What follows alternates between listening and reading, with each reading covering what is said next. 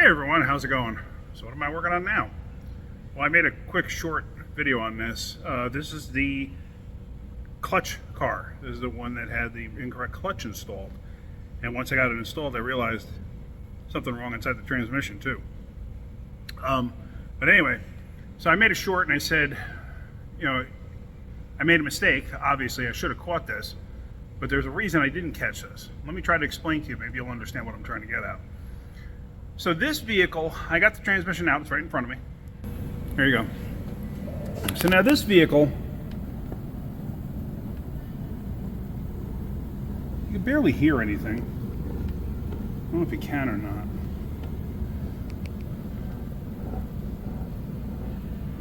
But I feel a little notchiness. But why didn't I think that was an issue? I'm very used to doing rear-wheel drive stuff. Most every single rear-wheel drive I've ever dealt with has a pilot bearing.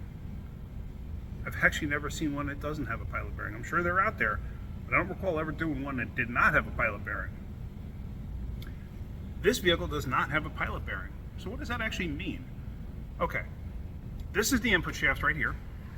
That's what your clutch attaches to. If you don't have a pilot bearing, this shaft itself can wobble up and down. Or if you have a pilot bearing that's worn out, let's say. Because there's a bearing on the inside, and then the shaft goes in, and it connects to a bearing all the way inside there. Or a bushing, which this does not have. This is not designed that way. So there would be a snout on this that comes out, kind of like that Ford Escort transmission I showed you the clutch on, which I don't have that apart to show you anything with that. I don't have a manual transmission here to show you, unfortunately. But there would be a snout on this. So the front of the shaft would be supported by a bearing.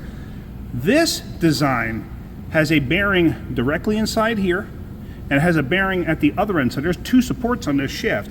So this shaft has almost no play to it. Very little deflection. So on a vehicle that has, you can see the Escort's still on a lift behind me. On a vehicle that has a pilot bearing, what will happen is that shaft will have some play to it because it only has one bearing at one end.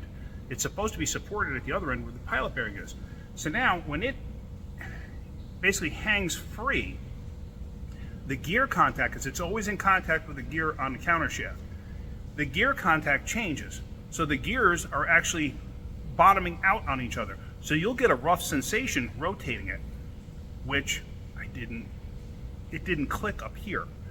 Basically, I should have paid attention to the fact that this does seem a little bit rough. But there again, how do you know at that point? Like, the fluid didn't look bad. The fluid was old fluid, but it didn't look bad. It didn't have metal in it. This transmission does not have a magnet on the drain plug. But let's listen to this one real quick, and then let's go to the used transmission that I got, because a used transmission I can feel is smoother. So let's see if we can pick up on anything here.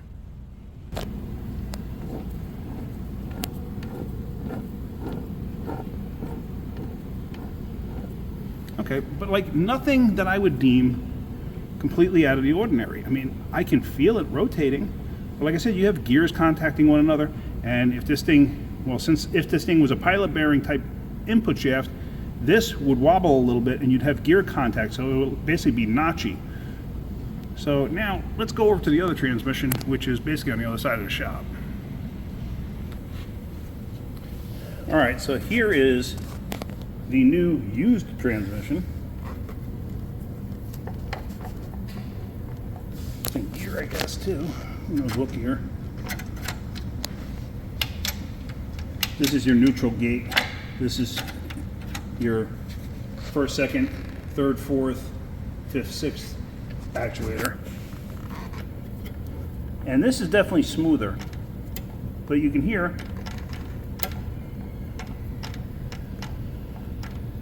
noise there too.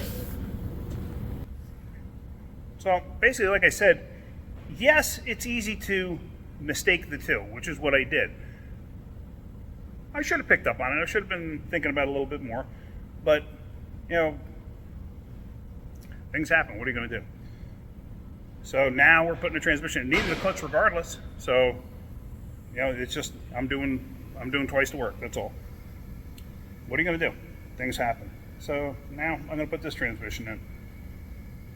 I don't know if the other transmission is a core or not. If it's not a core, I might take it apart, take a look at it, see what's going on. Because I'd be really curious to find out.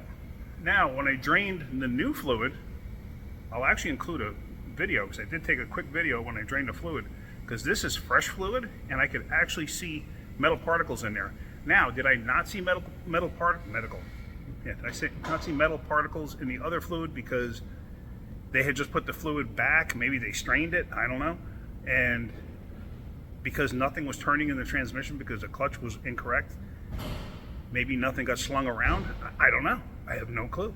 But I'll include that video right here.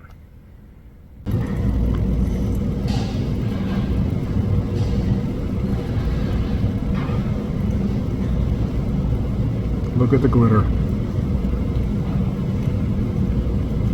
You can see it now.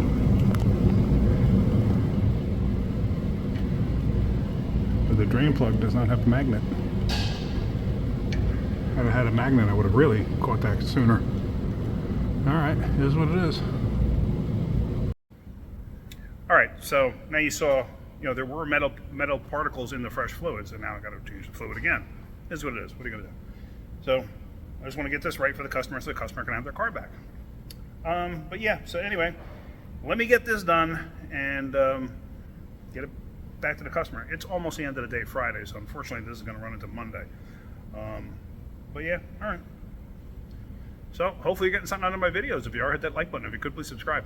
All right, guys, have a great day. Keep wrenching.